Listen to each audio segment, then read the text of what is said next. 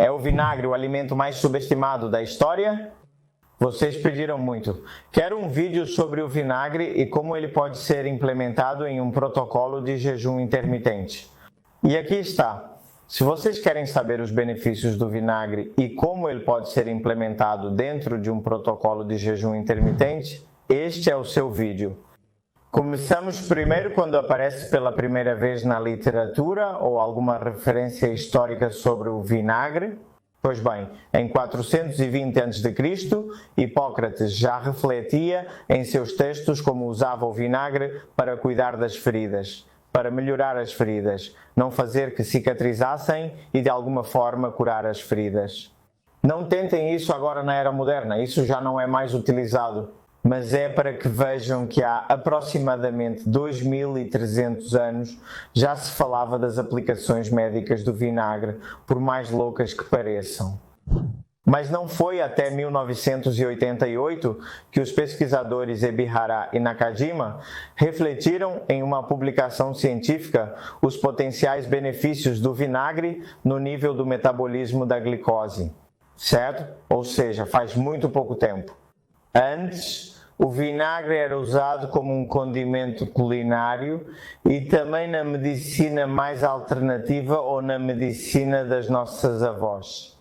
O vinagre sempre foi usado como remédio para 1001 condições médicas, sem nenhuma evidência, é claro, e não foi até recentemente que parece que muitos ou alguns desses usos potenciais são endossados por evidências científicas. E é sobre isso que vamos falar hoje, sobre os benefícios que são respaldados pela evidência científica, e não aqueles que as pessoas usam o vinagre para 1500 coisas, desde clarear a pele até clarear os dentes, branquear os dentes, até 1000 histórias. Se vocês entrarem na internet, poderão ver principalmente que o vinagre de maçã, o vinagre de cidra de maçã, é usado para 1500 coisas.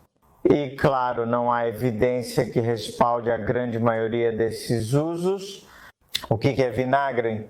A propósito, como é produzido o vinagre? Bem, o vinagre é produzido através da fermentação que é conseguida ao converter açúcares em etanol por leveduras, um passo que não precisa de oxigênio, e esse próprio etanol é convertido posteriormente, graças a bactérias, em ácido acético. E este passo requer oxigênio. Como vocês veem, o processo é muito simples. Açúcares se transformam em etanol, álcool e etanol se transformam em ácido acético. O ácido acético é o componente mais importante do vinagre e ao qual se atribuem a grande maioria de seus benefícios. O vinagre tem mais coisas, tem outros antioxidantes, outras moléculas, outras substâncias, mas o grande protagonista do vinagre é o ácido acético. O ácido acético está em uma concentração mais ou menos de 2% na maioria dos vinagres. E por que existem tantos tipos de vinagre? Vocês devem ter ouvido falar de vinagre de maçã, vinagre de vinho, vinagre de arroz, vinagre de uva, porque basicamente a matéria-prima inicial, a partir da qual se faz a fermentação da qual falamos, é a que dá nome ao vinagre. Se utilizarmos os açúcares da uva, acabaremos fazendo vinagre de uva. Se utilizarmos diretamente o vinho, o etanol do vinho, então as bactérias, digamos, fermentarão esse etanol do vinho e produzirão vinagre de vinho tinto, vinagre de vinho branco. Se utilizarmos os açúcares do arroz, então estaremos falando de vinagre de arroz. Como curiosidade, são adicionados sulfitos ao vinho para evitar que as bactérias justamente transformem o etanol do vinho em ácido acético e o vinho em vinagre. O transformem literalmente em vinagre. Vamos ver agora quais benefícios, e vocês têm para aqueles que são muito lidos. Se quiserem aprofundar, estudar mais, vocês têm aqui o artigo em que me baseio e também deixarei no Patreon para que possam ver com todos os benefícios também descritos. Quais benefícios existem por trás do consumo de vinagre? Principalmente voltado para implementá-lo de uma maneira razoável em um protocolo de jejum intermitente. Vocês verão que muitas pessoas que fazem jejum intermitente fazem isso para melhorar patologias como diabetes tipo 2, por exemplo, ou perder gordura, perder peso. Nesse caso, é muito interessante introduzir também algum consumo de vinagre pelos motivos que vou comentar agora. O vinagre melhora a sensibilidade à insulina e a captação periférica de glicose. Ou seja, maximiza a captação de glicose pelo músculo, pelo fígado, ou seja, pelos tecidos periféricos e aumenta a sensibilidade ao hormônio insulina. De maneira que precisamos de menos insulina para metabolizar uma carga glicêmica determinada. Isso foi visto em estudos nos quais participantes recebiam após uma refeição rica em carboidratos, especialmente carboidratos com índice glicêmico elevado, pois alguns recebiam vinagre ao terminar a refeição e outros recebiam um placebo. E foi visto como aqueles que recebiam o vinagre após ingerir essa refeição rica em carboidratos tinham uma resposta glicêmica consideravelmente menor. Ou seja, o vinagre, quando tomado em conjunto com carboidratos, especialmente carboidratos com um índice glicêmico elevado, estou falando de arroz, estou falando de massa, de amidos, de farinhas, de frutas, reduz o aumento da glicose, a hiperglicemia, a resposta glicêmica em última análise e a reduz de forma considerável, certo? E depois veremos por que isso acontece.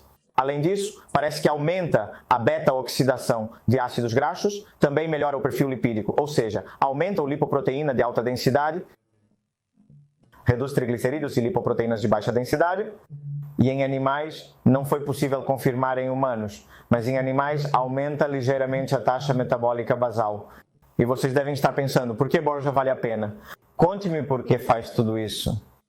Vou contar a vocês, mas me ocorre que vocês podem ver que tem o vídeo muito roteirizado. Me ocorre que, claro, vocês devem estar pensando, bem, você falou sobre jejum intermitente, me diga, quando tomo vinagre durante um protocolo de jejum intermitente? Tomo em jejum ou tomo quando vou quebrar o jejum nas refeições? Considerando os benefícios citados, particularmente para quem tem sobrepeso, obesidade ou diabetes tipo 2, é melhor tomar após as refeições. Tomá-lo após as refeições, especialmente aquelas que incluem carboidratos. Ou seja, agora veremos as quantidades, mas seja na refeição, por exemplo, na salada com uma boa quantidade de vinagre, ou após a refeição dissolvido em água, o vinagre de maçã pode ser tomado.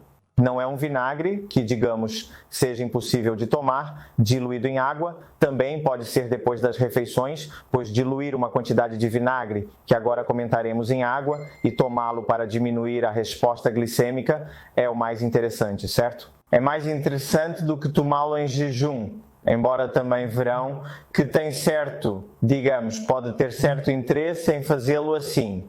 E agora sim, vamos ver por que o vinagre tem esses benefícios.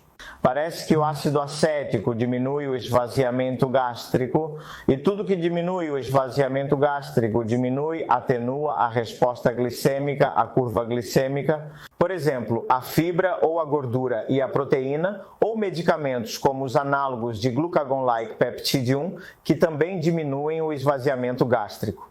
Pois todos esses elementos funcionam da mesma maneira, atenuando a hiperglicemia pós-prandial após a refeição. Parece que também diminui a capacidade do nosso organismo de digerir os carboidratos, de modo que inibe as disacaridases, enzimas que digerem açúcares no intestino delgado.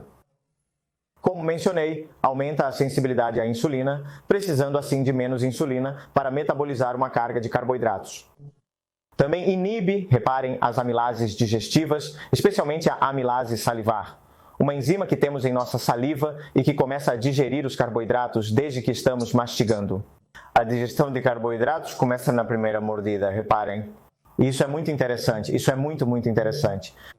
Inibe a enzima malonilcoenzima A. E o que acontece quando essa enzima é inibida? Bem, vocês verão. A enzima malonilcoenzima a inibe, por sua vez, a carnitina palmitoiltransferase e esta enzima, a carnitina palmitoiltransferase, é essencial na beta-oxidação de ácidos graxos. É essencial de tal maneira que se inibirmos a enzima que inibe esta enzima ficará mais liberada, ficará mais ativa, aumentará a sua atividade e é desta forma que o vinagre aumenta a oxidação de ácidos graxos. Também melhora o perfil lipídico por este motivo. De acordo? Continuamos. Vocês verão que este vídeo é, além de longo, um pouco mais complexo. Quero colocar muita informação, mas quero ser preciso porque vocês sempre reclamam que eu falo demais, então não vou mais enrolar. Vou lançar os dados como dardos e vou ter que recolher todos. Quanto vinagre? Bem, na maioria dos estudos, falamos de 10 a 30 mililitros.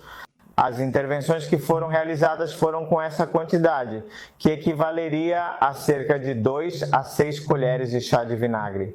Não excedam também a quantidade que acabei de dizer, porque o vinagre é um ácido e em grandes quantidades pode causar danos. O vinagre quebra o jejum intermitente? Bem, para que vocês tenham uma ideia, uma colher de sopa de vinagre de maçã tem 0,1 gramas de carboidratos. Então você pode quebrá-lo por 1 nanosegundo, mas não mais, ok? Quer dizer, não. O vinagre de maçã não quebra o jejum intermitente. É verdade que existem outros vinagres, como o vinagre de arroz, que tem mais carboidratos, mas se nos atermos ao vinagre de maçã, ele não quebra o jejum. E outros benefícios do vinagre, certo? E esses são um pouco mais questionados, mas acho que vale a pena mencioná-los. Aumenta a síntese de glicogênio hepático e muscular. E isso seria especialmente interessante para a população esportiva, certo? Como uma estratégia a ser utilizada no pós-treino, para nessas horas, nessas 3 a 4 horas após o treino, maximizar a ressíntese de glicogênio hepático e muscular. Se me provocarem muito, talvez eu faça um vídeo sobre vinagre e desempenho esportivo. Um vídeo um pouco estranho, né? Mas acho que pode ser muito interessante. Também tem um efeito anorexígeno, ou seja, diminui o apetite, as pessoas sentem menos fome quando ingerem vinagre e tem um efeito sobre a desbiose intestinal. O vinagre, por seu pH, elimina muitas bactérias que podem causar desbiose, ou seja, uma alteração na microbiota intestinal que sabemos que está por trás de muitas patologias modernas, distúrbios digestivos e outras condições médicas. Então, acho que agora sim, contei muitas coisas interessantes sobre o vinagre, um produto, um alimento muito subestimado e pouco discutido. Muito obrigado por estarem aqui, muito obrigado por assistirem aos vídeos, muito obrigado pelo apoio que estão dando ao canal. Já somos praticamente 30 mil pessoas e crescemos muito rápido. Vamos continuar crescendo mais, vocês verão. Forte abraço, até o próximo vídeo para continuarmos empoderando.